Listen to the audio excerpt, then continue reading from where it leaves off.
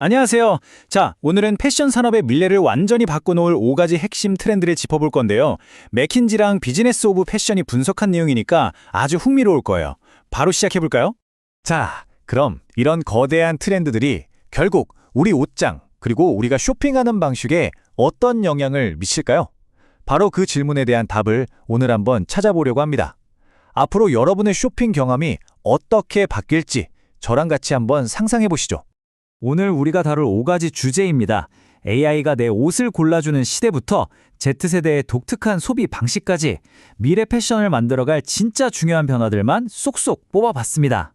자, 첫 번째 변화의 물결은 바로 AI입니다. 이제 여러분의 퍼스널 스타일리스트는 사람이 아닐 수도 있다는 거죠. AI 쇼핑 어시스턴트가 등장하면서 우리가 옷을 고르고 사는 방식이 완전히 근본적으로 바뀌고 있습니다. 핵심 개념은 바로 에이전틱 커머스라는 건데요. 이게 진짜 재밌어요. 지금까지는 우리가 직접 사이트를 돌아다니면서 물건을 찾았잖아요.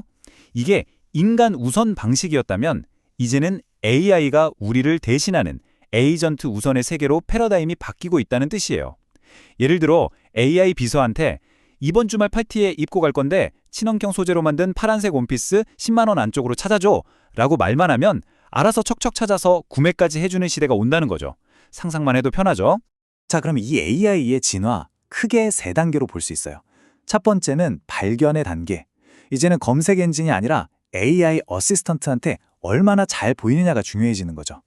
두 번째는 브랜드 웹사이트 안에서 AI랑 대화하듯이 원하는 거 찾는 거고요.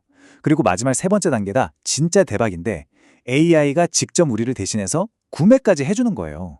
이건 여러 브랜드를 모아놓은 기존 쇼핑몰들한테는 정말 큰 위협이 될 수밖에 없겠죠. 자, 그럼 이제 두 번째 트렌드로 넘어가 볼까요? 바로 웰니스입니다. 요즘엔 뭘 입는지보다 내가 이걸 입고 어떻게 느끼는지가 훨씬 더 중요해졌다는 이야기예요. 이 숫자 좀 보세요. 84%. 미국 소비자 10명 중 8명 이상이 웰니스를 최우선 순위로 생각한대요. 근데 더 놀라운 건 뭔지 아세요? 이 사람들 절반 이상이 나중에 수입이 줄어도 웰니스에는 계속 돈을 쓸 거다라고 했다는 거예요. 이건 정말 엄청난 변화입니다. 그래서 브랜드 입장에서는 이게 정말 중요한 포인트가 되는 거예요. 예전처럼 잠깐 반짝하고 주목받는 것보다 이제는 공통된 가치를 바탕으로 고객들이랑 깊고 오래가는 관계를 만드는 게 훨씬 더 중요해졌다는 거죠. 단순한 주목에서 관계의 시대로 넘어가고 있는 겁니다. 세 번째 트렌드는 바로 중고 시장입니다. 리세일 시장의 성장이 정말 어마어마한데요. 이제 중고 거래는 그냥 아는 사람만 하는 그런 게 아니라 패션 산업의 중심으로 들어오고 있어요. 이 그래프를 보면 바로 느낌이 오실 거예요. 왼쪽에 가파르게 솟아오른 막대가 리세일 시장의 성장률인데 오른쪽의 신상품 시장보다 2배에서 3배나 더 빠르다는 걸 보여주고 있죠. 2027년이 되면 이 차이는 더 벌어진다고 하네요. 그럼 사람들은 왜 이렇게 중고 시장에 열광할까요? 이유가 여러 가지예요. 당연히 더 좋은 가격에 살 수 있다는 점도 있고 또 남들이 다 가진 거 말고 나만의 독특한 아이템을 발견하는 그 재미, 득템하는 즐거움이 크죠. 평소에 비싸서 망설였던 브랜드를 한번 경험해보는 통로가 되기도 하고요.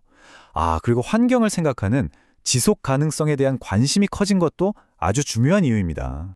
자, 네 번째 주제는 조금 현실적인 이야기입니다. 패션 산업 전체가 지금 비용은 오르고 수요는 변하는 아주 어려운 상황에 처해 있거든요. 그래서 다들 전략을 새로 짜고 있습니다. 기업들이 얼마나 힘든지 이 숫자가 딱 보여주는데요. 플러스 35%.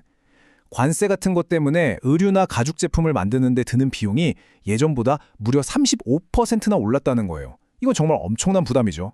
그리고 이건 정말 중요한 신호탄입니다. 2024년에 그 견고하다던 럭셔리 시장이 2016년 이후 처음으로 마이너스 성장을 기록했어요. 이건 그냥 한두 브랜드의 문제가 아니라 산업 전체에 근본적인 변화가 필요하다는 걸 알려주는 겁니다. 자, 드디어 마지막 트렌드입니다. 바로 다음 세대 소비의 중심, Z세대에 대한 이야기인데요.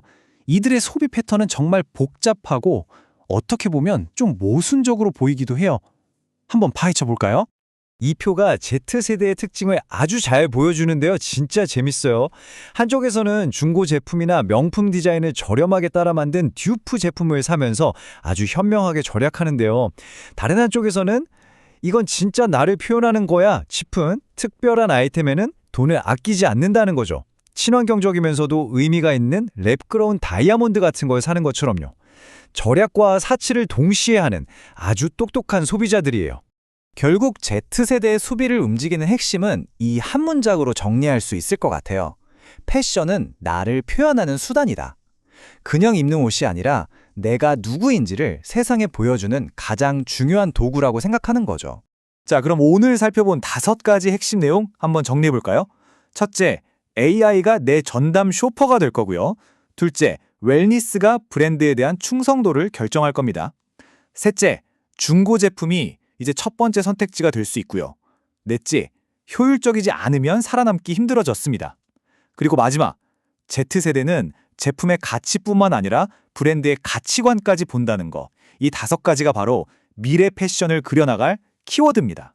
이런 거대한 변화의 흐름 속에서 과연 어떤 브랜드가 살아남고 또 어떤 브랜드가 사라지게 될까요?